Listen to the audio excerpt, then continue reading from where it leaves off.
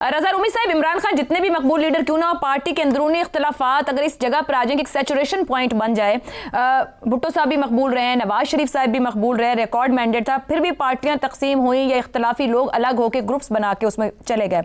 PTI के इख्तलाफात जिस जगह पर आ गए हैं, क्या इमरान खान के लिए इनको समेटना मुमकिन है, मुमकिन रहेगा? देखिए, पहली तो ये बात है कि पाकिस्तान तहरीक इंसाफ जो है वो एक मुनज़्ज़म पार्टी नहीं। अभी बाकी भी सब साथियों ने यही कहा कि जो इस वक्त अंदरूनी इंतशार दिखाई दे रहा है और वो बिल्कुल सामने अब तो वाज़े हो गया, उभर कर आ गया है, तो उससे यही साबित होता है कि पार्टी की जो तंजीम है और जो उसका स्ट्रक्चर है उसके ऊपर तवज्जो नहीं दी गई।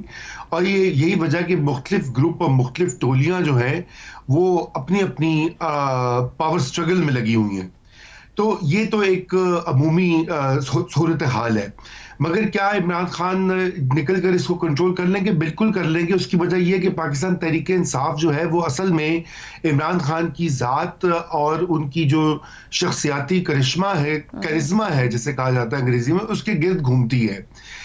उसमें बाकी तमाम सेकंड टियर लीडर्स जो हैं वो अपनी जगह पर अहम होंगे, लेकिन उनकी वो अहमियत नहीं है जो इमरान खान की है, क्योंकि ये बिल्कुल एक जिसे कहना चाहिए एक पर्सनालिटी सेंट्रिक पार्टी है। मगर इस वक्त चूंकि वो जेल में है इमरान खान और मुकदमों का सामना कर रहे हैं और हमने तंजीमी मसाइल पे बात भी की है, तो वो सवाल ये पैदा होता है कि उनकी अब इसके बारे में क्या अप्रोच है। मतलब उन्होंने एक पार्टी के चेयरमैन भी मुकर्रर कर दिए हुए हैं और भी ओहदेदार हैं, लेकिन आप देखिए कि उनके पास कोई सच पावर नहीं है कि वो पार्टी की जो पॉलिसी है या डायरेक्शन है उसका तायुन कर सकते हैं।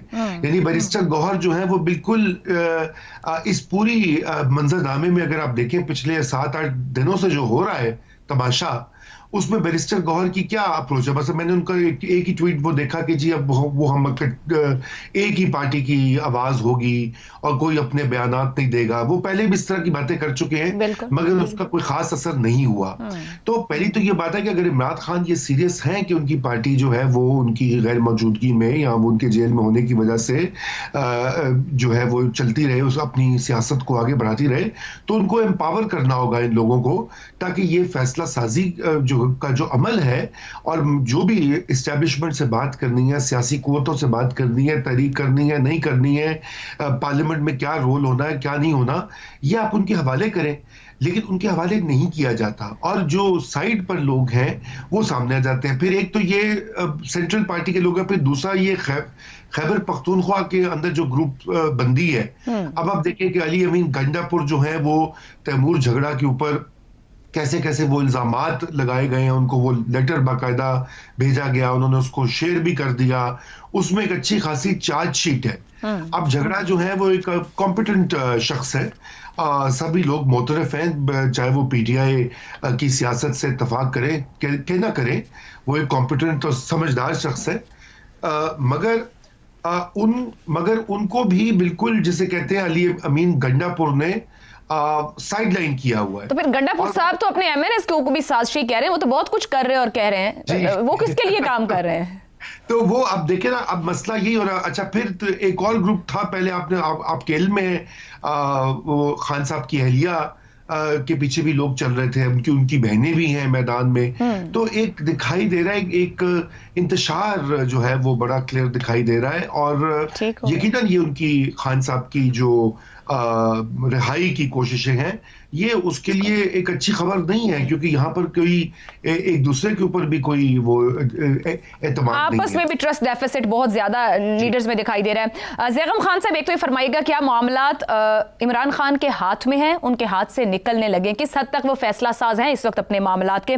दूसरा, एक ज़मीनी हकीकत भी है, मुख्तदरा किसी भी पार्टी के अंदर के इख्तलाफात हो, ग्रुप बंदी शुरू हो, झगड़े हो या ये सूरत हाल हो, तो उसका फायदा लेती है या होता रहा माजी में। नून लीग से काफिले की बात की जाए या पीपल्स पार्टी से नेशनल पीपल्स पार्टी या फिर पेट्रियट की बात कर लीजिए, आपको लगता है कि इस वक्त जो पीटीआई के अंदर तकसीम, ये जिस तरह की गुफ्तगू और जिस तरह के बयानात, इल्जामात सब हो रहा है, इससे एक बार फिर मुख्तदरा को फायदा होगा, होने जाएगा?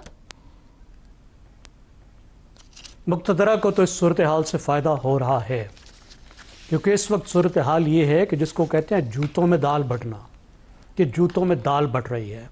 और पीटीआई की कैसी सूरत हाल नज़र आती है, जिस तरह वो कराटे की फिल्मों में होता था ना, कि 60 बंदे 60 बंदों से लड़ रहे होते थे और समझ नहीं आता था कि कौन सी पार्टी कौन सी तरफ है, सब एक दूसरे के साथ गुत्थम गुत्ता होते थे। अब देखिए, इमरान खान साहब का कोई शक नहीं है कि he is indisputable leader of the party और पार्टी के तमाम वोट उनका है, फैसला साजी उनके पास है, लेकिन कितने फैसले वो जेल में बैठकर कर सकते हैं, या कोई भी लीडर कितने फैसले कर सकता है। जाहिर है बहुत सारे लीडर जो बाहर मौजूद हैं उन्होंने डे टू डे फैसला साजी करनी होती है। एक सूबे की हुकूमत उनके पास है, उस सूबे की फैसला साजी करनी होती है। उस सूबे की वजह से पाकिस्तान को जीता गया था, और अगर उस सूबे का इमेज ख़राब होता है, गवर्नेंस का इमेज ख़राब होता है, तो जाहिर है उसका भी एक असर पड़ेगा। अब उस सूबे में आप देखिए कि वज़ीर आला साहब जो लीडर हैं वो अपने साथियों पर इल्ज़ामात लगा रहे हैं, इमरान खान का नाम लेकर लगा रहे हैं, टॉप लीडर्स पर लगा रहे हैं। असद कैसर, शाहराम तरकई, आतिफ खान, ये बड़े टॉप लीडर्स हैं, स्टालवर्ड्स हैं पार्टी के, और उनको कह रहे हैं कि ये साजिशी हैं, और इमरान खान ने कहा कि साजिशी हैं, इनको टिकट ना देना। और फिर मजे की बात यह है कि इन 3 में से 2 के भाई उनकी कैबिनेट में हैं। अच्छा, अगर ये साजिशी हैं तो फिर इनके भाई किस खाते में कैबिनेट में है? वो साजिश से उन्होंने कैबिनेट में डाला है, वो 2 सूबाई वजीर हैं। आप कंट्राडिक्शन देखिए। फिर एक शकील खान साहब वजीर थे, उन्होंने करप्शन का इल्ज़ाम लगाया, उन पर कमेटी बिठा दी और उनको करप्शन के नाम पे बाहर कर दिया गया।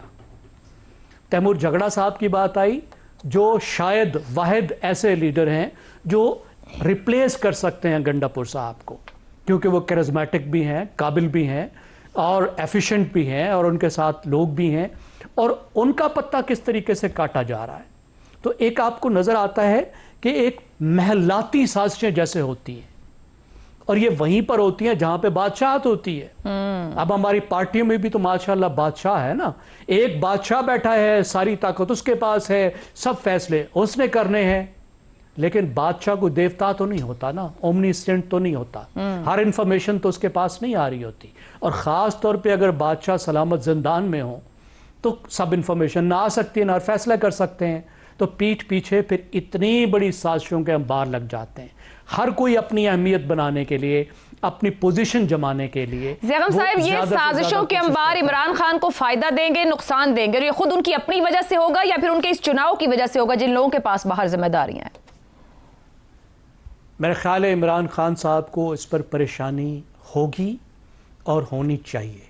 आफ्टर ऑल इन्हीं लोगों के ज़रिए ही उन्होंने पार्टी चलानी है। वो बहुत कैरिज्मेटिक हैं, जब वो बाहर हों तो उनके पास मीडिया होता है और मीडिया के ज़रिए से वो अवाम तक अपील करते हैं, लेकिन फिर भी उन्होंने जो कुछ डिलीवर करना है वो सूबाई हुकूमतों के ज़रिए से करना है। पंजाब की जो उनकी पिछली हुकूमत थी उसका दाग अभी तक उनके पास है।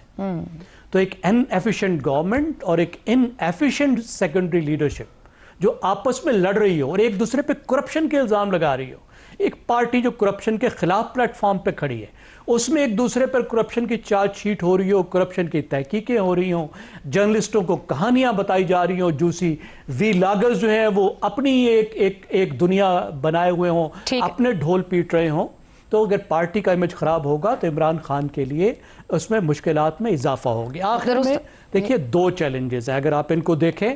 एक चैलेंज ये है कि अवाम का एतबार इस लीडरशिप पे खराब हो रहा है, वो इनको लीडरशिप की बजाय लीडरशिप कहते हैं, ट्रस्ट खत्म हो रहा है, ठीक हो गया, और फिर ये लोग आपस में लड़ रहे हैं।